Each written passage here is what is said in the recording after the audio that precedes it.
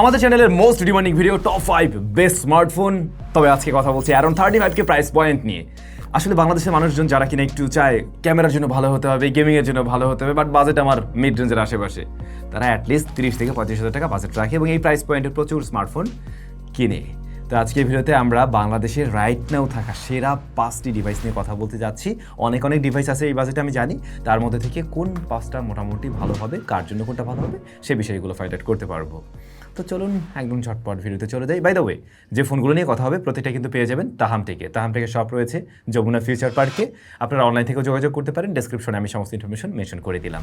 আর এই প্রাইসগুলো অনেক সময় ডে টু ডে একটু টুকটাক চেঞ্জ হয়। আপনি যদি এই রিসেন্ট টাইমে দেখেন তাহলে এরকম দামে পাবেন, এছাড়া পরবর্তীতে তাদের সাথে একটু যোগাযোগ করে নেবেন। That's it. সো এই ব্যাপারটা মাথায় রাখতে পারেন, আমি যেটা একদম একে শুরু করছি এটা সবার সাথে সেরা বা সবার সাথে পিছনের দিকে আছে, ব্যাপারটা কিন্তু এমন না। প্রত্যেকটা আলাদা আলাদা জায়গা থেকে ভালো আছে। আচ্ছা, শুরুতেই রয়েছে Honor 200।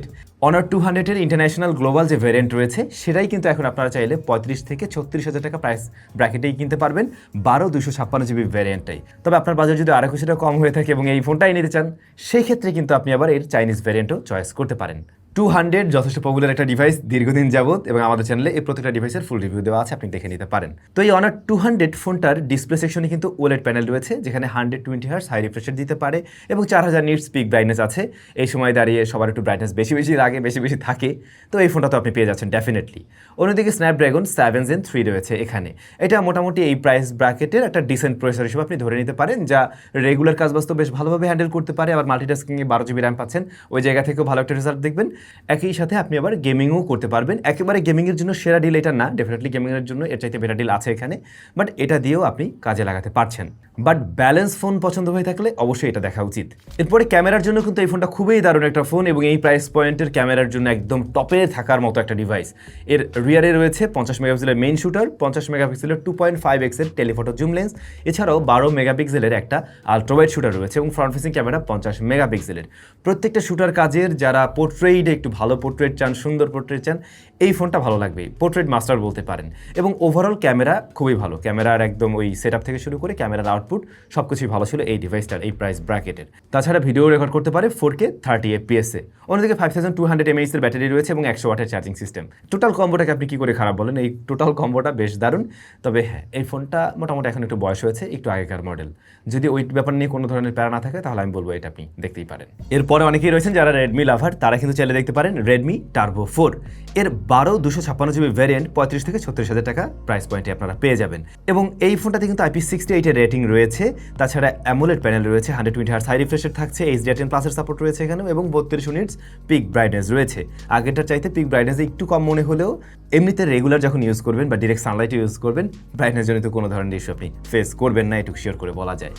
Out of the box Android 15 run করবে, আর মিডিয়াটেক ডাইমেনসিটি 8400 রয়েছে এখানে। UFS 4.0 কিন্তু এর স্টোরেজ টাইপ। তো এর পারফরমেন্স সেকশনও ডেফিনেটলি যথেষ্ট ভালো, গেমিংয়ের জন্য কিন্তু এটাকে দেখতে পারেন। আগেরটার তুলনায় এটার গেমিং রেজাল্ট ভালো হবে এবং বলতে পারেন এটা কিছুটা পারফরমেন্স সেন্ট্রিক একটা ডিভাইস। আবার নামের শেষে টার্বোও আছে। 50 মেগাপিক্সেলের মেইন শুটারের পাশাপাশি 8 মেগাপিক্সেল আলট্রাওয়াইড শুটার রয়েছে এবং 20 মেগাপিক্সেলের ফ্রন্ট ফেসিং ক্যামেরা রয়েছে। 4K 60 FPS এর সর্বোচ্চ রেকর্ড করতে পারে এই ডিভাইসটা। এখন ক্যামেরাতে এখানে টেলিফটো পাচ্ছেন না, এই ব্যাপারটা মিস করতে হচ্ছে, তবে আলাদা আলাদা ফোকাল লেন্থে পোর্ট্রেট তোলা যায়। এইটা দিয়েও ক্যামেরায় যদি কম্পেয়ার করেন আগের ফোনটাই এগিয়ে থাকবে, Honor 200-ই এগিয়ে থাকবে। তবে যদি আপনার দরকার হয় এখন একটু পারফরমেন্স, ওই দিকটাতে একটু বেশি ফোকাস থাকবে, একটু গেমিং করবেন, তখন কি এটাকে চয়েস করবেন। 6550 mAh এর ব্যাটারি এবং 90 ওয়াটের কম্বো, সেটাও কিন্তু যথেষ্ট বড়সড়। তবে ভাইজান, আপনি যদি গেমিংয়ের জন্যই বা পারফরমেন্স সেন্ট্রিক একটা ডিভাইস খুঁজে থাকেন, সেক্ষেত্রে আপনার জন্য আর একটা ফোনকে সাজেশন দেওয়া যায়, যা আমার এই লিস্টে নেই, বাট তাও আমি সাজেশন দিয়ে দিচ্ছি এক্সট্রা। আর এটা হচ্ছে IQ Neo 9। এই ফোনটার 12/256GB ভ্যারিয়েন্ট 35 থেকে 36,000 টাকা প্রাইস ব্র্যাকেটে আপনারা পেয়ে যাবেন। ওই ফোনটা কিন্তু গেমিংয়ের জন্য যথেষ্ট ভালো হবে। তবে অনেক সময় দেখা যায় এটার মার্কেটে বেশ কিছু নকল চার্জারও এসছে, তো আপনারা অবশ্যই দেখে শুনে বুঝে নেবেন। আর তাহামটেক থেকে নিলে অবশ্যই তারা অরিজিনালটা দিবে, এটুকু শিওর করে বলা যায়। এই ফোনটাও দেখতে পারেন যদি আপনার পারফরমেন্স সেন্ট্রিক ডিভাইসই দরকার হয়ে থাকে। অলরাইট, এরপরে আপনি চাচ্ছেন আরও একটা ব্যালেন্স ফোন, যেটা সব দিক থেকে মোটামুটি ব্যালেন্স করে, ইউনিক ডিজাইনের ইউনিক ফোন। বুঝতে পারছেন কোনটা? বারবার চলে আসছে নাথিং ফোন 3A। এর 128GB আপনারা কিনতে পারবেন 35K, অ্যারাউন্ড 35K-তে। এখানেও অ্যামোলেড প্যানেল আছে, 120Hz হাই রিফ্রেশার আছে এবং 3000 নিটস পিক ব্রাইটনেস আছে। ব্রাইটনেস আসলে ওই যে নিটসের বেলায় একটু কম বেশি মনে হলেও এগুলোর প্রত্যেকটাই কিন্তু আউটডোরে ভালো রেজাল্ট দিচ্ছে। আর স্ন্যাপড্রাগন 7S Gen 3 রয়েছে এখানে। তবে সমস্যা হলো কি, আপনি র্যামটা একটু কম পাচ্ছেন। আগের দুইটা ফোনেই কিন্তু আমরা র্যাম 12 করে দেখে এসেছি, এখানে এসে র্যাম আমরা একটু 8GB দেখছি। হ্যাঁ ডেফিনেটলি এটার 12 GB র্যামও আছে, বাট ওটার দাম আরও একটু বেশি আর কি। স্ন্যাপড্রাগন 7S Gen 3 রেগুলার কাজবাজের জন্য যথেষ্ট ভালো একটা চিপ, যা খুব ভালোভাবে সামলাতে পারবে। এই ফোনের সাথে আমরা ভালো আউটপুট পেয়েছিলাম, এমনকি ফোনটা খুব বেশি হিট জেনারেটও করে না, বেশ মানে থাকে, নর্মাল থাকে। অন্যদিকে আপনি গেমিংও করতে পারবেন, তবে একটু আগে যে দুইটা ফোন নিয়ে কথা বললাম, টার্বো তারপর নিও 9, তাদের তুলনায় ডেফিনেটলি পিছিয়ে পড়ে। সো আপনার যদি ব্যালেন্স পারফরমেন্স দরকার হয় তাহলে এটা অবশ্যই দেখবেন। অন্যদিকে ক্যামেরা হিসেবে রয়েছে 50 মেগাপিক্সেলের মেইন শুটার, 50 মেগাপিক্সেলের telephoto zoom lens, 2x optical zoom পাওয়া যায় এখানে, এবং 8 মেগাপিক্সেল আল্ট্রা ওয়াইড শুটার, 32 মেগাপিক্সেলের ফ্রন্ট ফেসিং ক্যামেরা। এইটার সেটআপটা অনেকটাই মিল রাখে কিন্তু Honor 200 এর সাথে, এবং ওইটার সাথে প্রায় হেড টু হেড কম্পিটিশন দেয় ক্যামেরাতে এসে। এটার ক্যামেরার রেজাল্ট যথেষ্ট ভালো। যারা মোটামুটি ন্যাচারাল একটা টোন পছন্দ করেন এবং ওই যে টেলিফটো জুম লেন্স দরকার আছে, তারা কিন্তু এই ফোনটার ফুল রিভিউটা অবশ্যই একবার দেখে নেবেন। 5000 mAh এর ব্যাটারি অ্যান্ড 50 ওয়াটের চার্জিং সিস্টেম। চার্জিংয়ে একটু কমতি আছে আগেরগুলোর সাথে কম্পেয়ার করতে গেলে, নর্মালি ধরতে গেলে চলে। আমার দরকার একটু ফ্যাশনেবল, স্টাইলিশ, গুড লুকিংয়ের ফোন, পাতলা হতে হবে। সেক্ষেত্রে মোটো S60 ফিউশন, এটাও মোটামুটি একটা ব্যালেন্স টাইপের ডিভাইস আর কি, বলতে পারেন সেরকমই। ফোনটা বেশ পাতলা, দেখতে বেশ সুন্দর। এই ফোনটাতে রয়েছে OLED panel, 1 billion colour support করে ডিসপ্লেটা, 120 হার্জ হাই রিফ্রেশ রেট এবং 4500 নিটস পিক ব্রাইটনেস। পিক ব্রাইটনেসে সবাইকে ছাড়িয়ে গেছেন উনি। এটার দুইটা ভ্যারিয়েন্ট আপনারা পাবেন, 8256টা পেয়ে যাবেন 33 থেকে 34,000-এ, আর 12256টা পাবেন 35 থেকে 36,000-এ। এটা একদম কারেন্ট প্রাইস। মিডিয়াটেক ডাইমেনসিটি 7400 রয়েছে। এই প্রসেসরটা কিন্তু আবার যথেষ্ট ভালো এবং বেশ শক্তিশালী একটা এসওসি। মিডিয়াটেক ডাইমেনসিটি 7400 রয়েছে। এখন এইটার আবার অন্য একটা প্রসেসরও হয়, যেটা হচ্ছে গিয়ে ওই যে ইউরোপিয়ান ভ্যারিয়েন্ট, ওখানে কিন্তু আমরা দেখতে পাই মিডিয়াটেক ডাইমেনসিটি 7300 রয়েছে, আর ইন্ডিয়ান ভ্যারিয়েন্টে 7400 দিয়ে আসছে। আবার ইন্ডিয়ান ভ্যারিয়েন্টের ব্যাটারিটাও একটু বড়। এখন এই প্রসেসরটা কিন্তু গেমিং টেমিংয়ে মোটামুটি একটা ভালো আউটপুট দিয়ে থাকে, আবার একই সাথে রেগুলার পারফরমেন্সে যথেষ্ট ভালো রেজাল্ট দেয়। তাছাড়া আপনার যদি মনে হয় যে না আমার একটু মাল্টিটাস্কিং বেশি কাজবাজ করা হয়, তখন কি আপনি 12 GB চয়েস করতেই পারেন। এইটার সমস্যাটা হচ্ছে গিয়ে স্টোরেজ টাইপটা ইউএস 2.2 এই জায়গাটায় কমতি আছে, এইখানে আরেকটু বেটার কিছু দরকার ছিল, মূলত কমতি এখানেই। ক্যামেরা 50 মেগাপিক্সেলের মেইন শুটার, 13 মেগাপিক্সেলের আলট্রা ওয়াইড শুটার আছে। এখন এই দুইটা ক্যামেরা দুইটাই কাজের, তবে টেলিফটোটা আপনি এখানে মিস করছেন, এই ব্যাপারটা মাথায় রাখতে পারেন, যাদৌ আপনার টেলিফটো দরকার আছেই কিনা। হ্যাঁ, এখানে আপনি আলাদা ফোকাল লেন্থে অবশ্যই ছবি তুলতে পারবেন, ওই যে পোর্ট্রেটের কথা বলছি। 32 মেগাপিক্সেলের ফ্রন্ট ফেসিং ক্যামেরা আছে। মোটো S60 ফিউশনের ক্যামেরা কিন্তু মোটামুটি ভালোই বলতে পারেন। আপনি প্রায় মেইন ক্যামেরার রেজাল্ট আপনি কম্প্যারিজনে নিতে পারবেন Honor 200 এবং নাথিং ফোন 3 এর সাথে। ফাইনালি আরও একটা পারফরমেন্স সেন্ট্রিক ডিভাইসের কাছে আমরা চলে আসলাম, IQ Z9 turbo endurance edition. এই ফোনটার দাম অনেক বেশি ছিল, এখন অনেকটা কম দামে পাওয়া যায়। ফোনটার ভালো বৈশিষ্ট্য হলো স্ন্যাপড্রাগন 8S Gen 3 আপনি পেয়ে যাচ্ছেন কিন্তু এই যে এরকম প্রাইস ব্র্যাকেটে, অ্যারাউন্ড 35K 36K আশেপাশে আপনি পেয়ে যাচ্ছেন।